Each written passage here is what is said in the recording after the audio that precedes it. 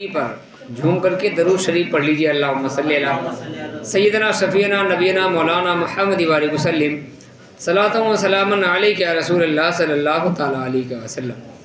میرے بھائیوں، درود شریف پڑھنا اللہ کے مقدس پیغمبر صلی اللہ تعالیٰ علیہ وسلم ارشاد فرماتے ہیں، جس نے مجھ پر درود شریف پڑھا، اللہ کے نبی فرماتے ہیں جس نے مجھ پر درود شریف پڑھا اس پر میری شفاعت واجب ہو گئی، لازم ہو گئی۔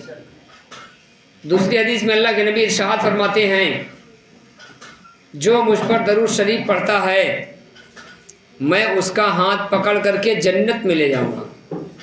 جنت میں اللہ کے نبی فرماتے ہیں میں اس کا ہاتھ پکڑ کر کے جنت میں لے جاؤں گا۔ تیسری حدیث میں اللہ کے نبی صلی اللہ تعالی علیہ وسلم ارشاد فرماتے ہیں، جو مجھ پر کثرت سے جہاں سے درود شریف پڑھتا ہے، جو جہاں سے مراد ہم یہاں سے پڑھیں، اعلیٰ حضرت فرماتے ہیں ہم یہاں سے پکارے وہ وہاں سے سنے، مصطفیٰ کی سماعت پہ لاکھوں سلام۔ اور اعلیٰ حضرت فرماتے ہیں کہ دور نزدیک کے سننے والے وہ کان، دور نزدیک کے سننے والے وہ کان لالے کرامت پہ لاکھوں سلام۔ تو ہم درود شریف، اللہ کے نبی فرماتے ہیں جو جہاں سے میرا بندہ، اللہ کا بندہ، میرا امتی جہاں سے درود شریف پڑھتا ہے میں اس کی درود کو مدینے میں بیٹھ کر کے سنتا ہوں۔ سبحان اللہ، کہاں سے؟ مدینے میں بیٹھ کر کے آقا سن رہے ہیں۔ تو میرے بھائی، ہم درود شریف پڑھیں اور غور کریں کہ ہماری آواز تو یہیں تک ہے مگر مدینے والے ہماری آواز کو سماعت کر رہے ہیں اور سن بھی رہے ہیں۔ تو لہٰذا میرے بھائی، ہم کثرت سے درود شریف پڑھیں۔ ایک اہم عمل کی فضیلت اللہ کے لیے سورہ یاسین پڑھنا، اللہ کے لیے۔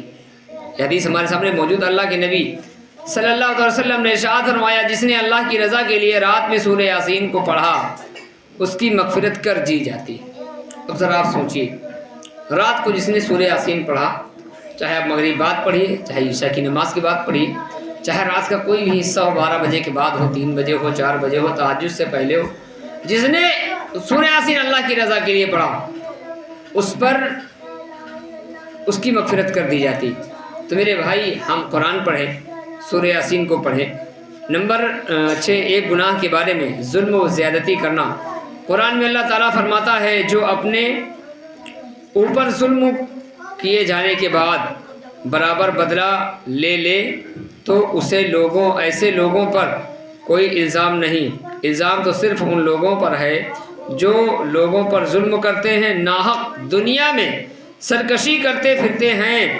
یہی وہ لوگ ہیں جن کے لیے دردناک عذاب ہے، یہی وہ لوگ ہیں جن کے لیے دردناک عذاب ہے۔ میرے بھائی، ہم غور کریں، یہ دنیا ہمارے لیے بنی ہے، یہ دنیا ہمارے لیے ہے، ہم دنیا کے لیے ہیں۔ چند روزہ دنیا یہ ہماری زندگی سے ختم ہو جائے گی، ایک نہ ایک دن اس زندگی سے ہم بالکل روپوش ہو جائیں گے، ہمارا انتقال ہو جائے گا، ہماری ڈیتھ ہو جائے گی، ہم مر جائیں گے، ہم خالی ہاتھ آئے ہیں، خالی ہاتھ چلے جائیں گے، ہمارے ساتھ کوئی سامان جانے والا نہیں ہے۔ اگر کوئی ساتھ جانے والا ہے تو ہمارا ایمان ہمارے ساتھ جائے گا، ہم نے جو کچھ دنیا میں اچھے کام کیے ہیں، اچھے کرم جائیں گے۔ تو لہٰذا یہ زندگانی ہے میرے بھائی، ہم اس زندگانی کو زیادہ وہ نہ سمجھیں کہ یہ زندگی ہمارے لیے دنیا میں بہت بہترین چیز ہے۔ بہترین چیز اسی کے لیے ہے دنیا کہ جو اللہ اور اس کے رسول کا خوف اپنے دل میں رکھے، اسی کے لیے دنیا اچھی ہے۔ ورنہ آج کیا ہو رہا ہے؟ لوگ اسی دنیا کے چکر میں پڑے ہوئے ہیں اور وہ سمجھ نہیں رہے کہ دنیا صرف اور صرف ایک دھوکہ ہے، دنیا صرف اور صرف ایک دھوکہ ہے۔